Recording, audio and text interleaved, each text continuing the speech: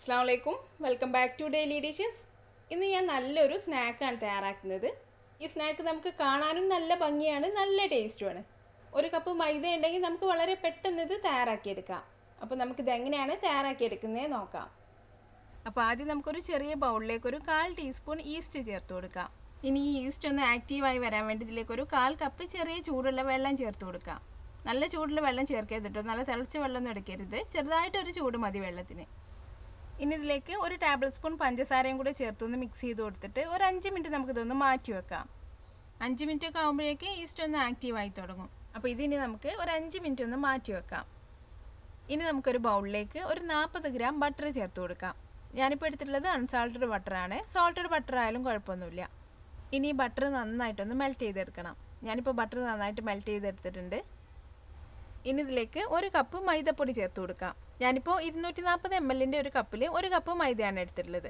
ഇനി ഇതിലേക്ക് ആവശ്യത്തിന് വേണ്ട ഉപ്പ് ചേർത്ത് കൊടുക്കാം. അപ്പോൾ നമ്മൾ സോൾട്ടഡ് ബട്ടറാണ് എടുത്തിട്ടുള്ളതെങ്കിൽ ഇപ്പോൾ ഉപ്പ് ചേർക്കേണ്ട ആവശ്യമില്ല.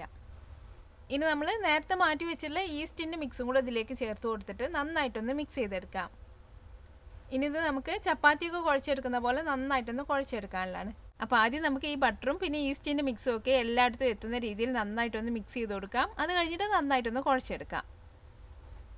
ഇപ്പോൾ ഇതെല്ലാം കൂടെ നന്നായിട്ട് മിക്സായി വന്നിട്ടുണ്ട്. ഇനി ഇത് നമുക്ക് കൈ വെച്ചിട്ട് നന്നായിട്ടൊന്ന് കുഴച്ചെടുക്കാം.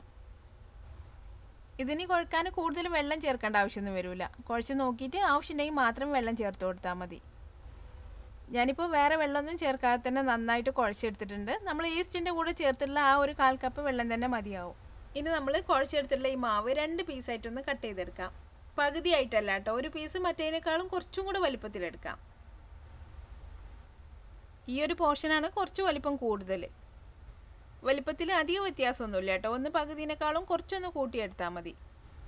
ഇനി നമുക്ക് ഈ വലിയ പീസ് ഒന്ന് മാറ്റി വെക്കാം. എന്നിട്ട് ഇതിലേക്ക് ഒരു 1/2 ടേബിൾ സ്പൂൺ കൊക്കോ പൗഡർ ചേർത്ത് കൊടുക്കാം. ഇനി ഇത് നന്നായിട്ടൊന്ന് മിക്സായി വരുന്നവരെ ഒന്ന് കുഴച്ചെടുക്കാം. കുഴച്ചെടുക്കാൻ നമുക്ക് വെള്ളം ആവശ്യമുണ്ടെങ്കിൽ ചേർത്ത് കൊടുക്കാം.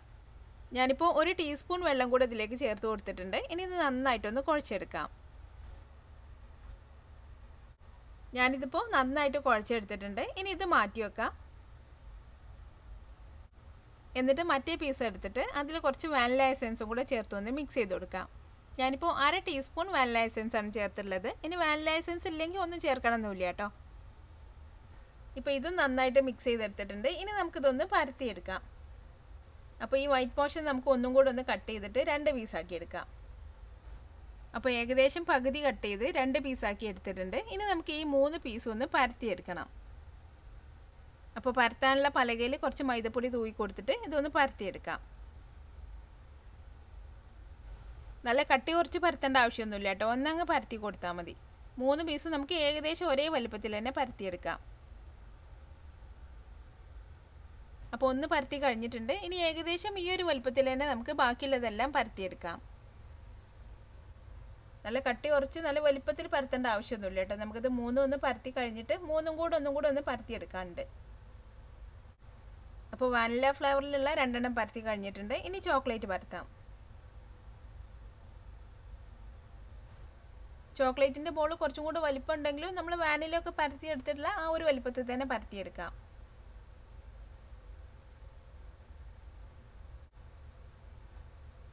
ഇപ്പോൾ 3 ബോളും പരത്തി കഴിഞ്ഞിട്ടുണ്ട്. ഇനി ഈ പലകയിൽ കുറച്ചും കൂടെ മൈദപ്പൊടി ഇട്ട് കൊടുക്കാം. ഇനി ഇതിലേക്ക് നമ്മൾ പരത്തി വെച്ചിട്ടുള്ള വൈറ്റ് കളറിലുള്ള വാനില ഫ്ലേവറിലുള്ള ഒന്ന് വെച്ച് കൊടുക്കാം. ഇനി ഇതിൻ്റെ മുകളിൽ ചോക്ലേറ്റ്, പിന്നെ വീണ്ടും വാനില. ഇനി ഇതിൻ്റെ സൈഡൊക്കെ ചെറുതായിട്ടൊന്ന് പ്രസ് ചെയ്ത് കൊടുത്ത ശേഷം ഇനി ഇത് 3 കൂടി കൂട്ടി ഒന്ന് പരത്തിയെടുക്കാം. നല്ല കട്ടി കുറക്കേണ്ട ആവശ്യമില്ല, എന്നാലും കുറച്ചും കൂടെ ഒന്ന് പരത്തി കൊടുക്കാം. നമ്മളിതിൽ ഈസ്റ്റൊക്കെ ചേർത്ത് കൊടുത്തുകൊണ്ട് നമ്മളിത് ഫ്രൈ ചെയ്തെടുക്കുമ്പോൾ കുറച്ചും കൂടെ വലിപ്പം വെക്കും. ഞാനിപ്പോൾ ഈ ഒരു കട്ടിയിൽ പരത്തി എടുത്തിട്ടുണ്ട്. ഇനി ഇതിൽ കൂടുതലുള്ള പൊടിയൊക്കെ ഒന്ന് തട്ടിക്കളയാം. ഇനി ഇതിൻ്റെ സൈഡൊക്കെ ഒരു കത്തി വെച്ചിട്ടൊന്ന് കട്ട് ചെയ്ത് കൊടുത്തിട്ട് ഒരു സ്ക്വയർ അല്ലെങ്കിൽ ഒരു റെക്റ്റാങ്കിൾ ഷേപ്പിലാക്കിയെടുക്കാം.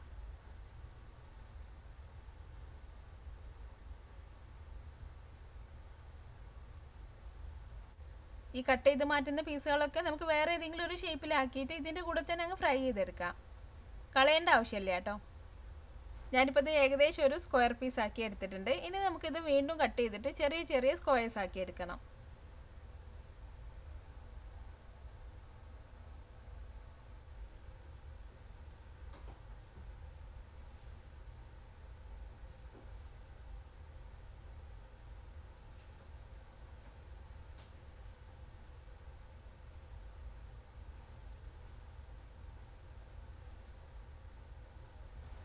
അപ്പോൾ ഇതെല്ലാം ഇതുപോലെ ചെറിയ ചെറിയ പീസാക്കി എടുത്തിട്ടുണ്ട്.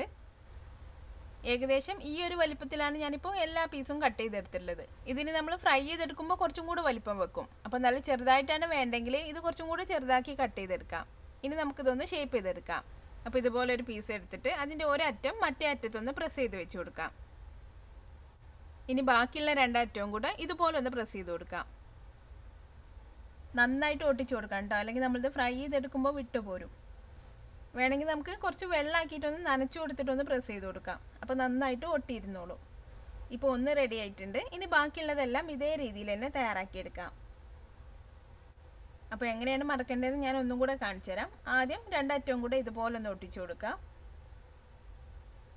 എന്നിട്ട് ഇതുപോലെ ബാക്കിയുള്ള രണ്ടറ്റവും കൂടെ ഒന്ന് ഒട്ടിച്ചു കൊടുക്കാം. എന്നിട്ട് വിട്ടു പോവാത്ത രീതിയിൽ നന്നായിട്ടൊന്ന് അമർത്തി വെച്ച് കൊടുക്കാം. എളുപ്പമാണ് കേട്ടോ, നമുക്ക് പെട്ടെന്ന് തന്നെ എല്ലാം റെഡിയാക്കി എടുക്കാം. അപ്പോൾ ഞാൻ ഈ രീതിയിൽ എല്ലാം റെഡിയാക്കി വെച്ചിട്ടുണ്ട്. ഇനി നമുക്കിത് ഫ്രൈ ചെയ്തെടുക്കാം. അപ്പോൾ ഞാനൊരു പാന് ചൂടാക്കിയ ശേഷം അതിലേക്ക് കുറച്ച് ഓയിൽ ഒഴിച്ചു കൊടുത്തിട്ടുണ്ട്. ഇതൊന്ന് മുങ്ങിക്കിടക്കാൻ മാത്രം ഓയിൽ ഒഴിച്ചു കൊടുക്കാം. ഇനി ഓയിൽ നന്നായിട്ടൊന്ന് ചൂടായി വന്നാൽ നമുക്ക് ഇതിലേക്ക് ഇട്ട് കൊടുക്കാം. ഞാനിപ്പോൾ ഉണ്ടാക്കിയിട്ടുള്ള മുഴുവനും ഇതിലേക്ക് ഇട്ട് കൊടുക്കുന്നുണ്ട്. എല്ലാം ഇട്ട് കൊടുത്ത് കഴിഞ്ഞിട്ട് പിന്നെ മീഡിയം ടു ലോ ഫ്ലെയിമിൽ വെച്ചിട്ട് വേണം നമുക്കിത് ഫ്രൈ ചെയ്തെടുക്കാൻ. തീ കൂട്ടി വെച്ചിട്ടുണ്ടെങ്കിൽ ഉള്ളൊന്നും ശരിക്കും വേവാതെ പെട്ടെന്ന് കളർ മാറിപ്പോവും. അപ്പോൾ നമുക്കൊരു മീഡിയം ടു ലോ ഫ്ലെയിമിൽ വെച്ചിട്ട് നല്ലൊരു ഗോൾഡൻ കളറാവുന്നത് വരെ ഇതൊന്ന് ഫ്രൈ ചെയ്തെടുക്കാം. നന്നായിട്ട് ഇങ്ങനെ ഇളക്കി ഇട്ട് കൊടുക്കണം, അല്ലെങ്കിൽ ഒരു സൈഡ് മാത്രം കളർ മാറിപ്പോവും. ഞാനിപ്പോൾ വെള്ളമൊന്നും വെച്ച് ഒട്ടിക്കാത്തതുകൊണ്ട് ചിലതൊക്കെ സൈഡ് വിട്ട് വന്നിട്ടുണ്ട്. അപ്പോൾ നിങ്ങൾ ചെയ്യുമ്പോൾ ചെറുതായിട്ട് കയ്യിൽ വെള്ളമാക്കിയിട്ടൊന്ന് ഒട്ടിച്ചു കൊടുക്കുക കേട്ടോ. അപ്പോൾ വിട്ട് പോരാതെ നന്നായിട്ട് നിന്നോളൂ. ഇപ്പോൾ ഇതെല്ലാം കളറൊക്കെ മാറി നന്നായിട്ട് ഫ്രൈ ആയി വന്നിട്ടുണ്ട്. ഇനി നമുക്കിത് ഓയിലിൽ നിന്ന് മാറ്റി കൊടുക്കാം. പിന്നെ നമ്മളിത് മൂന്നും കൂടെ പരത്തിയെടുക്കുന്ന സമയത്ത് കുറച്ച് കട്ടി കുറച്ചിട്ട് വേണം പരത്താൻ. ഏകദേശം ഒരു 2 ചപ്പാത്തിയുടെ കനത്തിൽ പരത്തിയെടുക്കാം. എന്നാൽ ഇതിൻ്റെ ഉള്ളൊക്കെ ശരിയായിട്ട് വെന്ത് കിട്ടുള്ളൂ. ഇതൊരു ബിസ്ക്കറ്റൊക്കെ പോലെ നല്ല ക്രിസ്പി ആയിട്ടാണ് ഇരിക്കുന്നത്. നല്ല ടേസ്റ്റ് ആട്ടോ, നല്ല വാനില ചോക്ലേറ്റ് ഫ്ലേവറിൽ എല്ലാവർക്കും ഇഷ്ടമാവും. കൂടുതലുണ്ടാക്കിയിട്ട് വേണമെങ്കിൽ നമുക്ക് കാറ്റൊന്നും തട്ടാതെ നല്ലൊരു കണ്ടെയ്നറിലാക്കി വെക്കാം. പെട്ടെന്നൊന്നും തണുത്തൊന്നും പോവില്ല. ഞാനിതിപ്പോൾ മുഴുവനും ഓയിലിൽ നിന്ന് മാറ്റിയിട്ടുണ്ട്. നമ്മൾ കട്ട് ചെയ്ത് മാറ്റിയിട്ടുള്ള എഡ്ജസൊക്കെ വെച്ചിട്ട് മക്കളപ്പോഴേക്ക് ഇതുപോലെ ഓരോരോ ഷേപ്പൊക്കെ ആക്കി വെച്ചിട്ടുണ്ട്. ഇതിലിപ്പോൾ ഫ്ലവേഴ്സ് ഉണ്ട്, അതുപോലെ പല ഷേപ്സ് ഉണ്ട്, പല പല ഫേസസും ഒക്കെ ഉണ്ട്. അവർ ഈ പ്ലേഡോ ഒക്കെ വെച്ച് ചെയ്യുന്ന പോലെ ചെയ്തതാണ്. അപ്പോൾ ഇത് നമുക്ക് ഈ ഓയിലിട്ട് ഫ്രൈ ചെയ്തെടുക്കാം. ഇനി നമ്മൾ ഫ്രൈ ചെയ്ത് വെച്ചിട്ടുള്ള ഈ സ്നാക്കിലേക്ക് കുറച്ച് പൊടിച്ച് പഞ്ചസാര ചേർത്ത് കൊടുക്കാം. ഇതിൽ നമ്മൾ ആകെ 1 ടേബിൾ സ്പൂൺ പഞ്ചസാര ചേർത്തിട്ടുള്ളൂ. അപ്പോൾ കുറച്ചും കൂടെ ഒന്ന് മധുരം കിട്ടാൻ വേണ്ടി കുറച്ച് പൊടിച്ച് പഞ്ചസാരയും കൂടെ ചേർത്ത് കൊടുക്കാം. ഇനി ഇതിനേക്കാളും മധുരം വേണമെന്നുണ്ടെങ്കിൽ കുറച്ച് ഷുഗർ സിറപ്പ് തയ്യാറാക്കിയിട്ട് അതിലിട്ടൊന്ന് എടുത്താലും മതി. ഇപ്പോൾ നമ്മുടെ ഈ സ്നാക്ക് റെഡി ആയിട്ടുണ്ട്. കാണാനും നല്ല ഭംഗിയാണ്, നല്ല ടേസ്റ്റുമാണ് കേട്ടോ. അപ്പോൾ നിങ്ങൾ ഇതുപോലെ ഒന്ന് തയ്യാറാക്കി നോക്കിയിട്ട് അഭിപ്രായം എന്നെ കമൻറ്റിലൂടെ അറിയിക്കാൻ മറക്കരുത്. നിങ്ങൾക്ക് എൻ്റെ വീഡിയോ ഇഷ്ടമായാൽ ലൈക്ക് ചെയ്യാനും ഷെയർ ചെയ്യാനും കമൻറ്റ് ചെയ്യാനൊന്നും മറക്കരുത്. പിന്നെ ഇതുപോലെ നല്ല ഈസി ആയിട്ടുള്ള നല്ല ടേസ്റ്റി ആയിട്ടുള്ള റെസിപ്പികൾക്കായി ഈ ചാനൽ ഒന്ന് സബ്സ്ക്രൈബ് ചെയ്തേക്കണേ. അപ്പോൾ അടുത്ത നല്ലൊരു റെസിപ്പി ആയിട്ട് വീണ്ടും കാണാം. Thanks for watching this video.